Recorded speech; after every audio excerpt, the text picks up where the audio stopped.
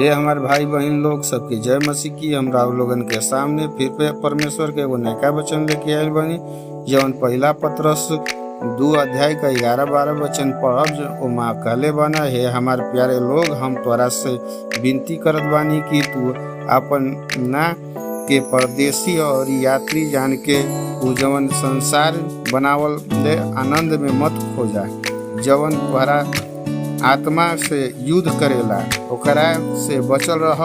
तोहरा के दूसरा जात के लोग देख कर कह कि उ बहुत बढ़िया आदमी हुआ, कहे कि जवन काम में तोहरा के कुकर्मी बनावल चाहत बाना और बदनाम करल चाहत बाना, उ तोहरा बढ़िया काम के देख के वही के कारण उ परमेश्वर पर विश्वास करिह और उ परमेश्वर का महिमा करिह। आमीन।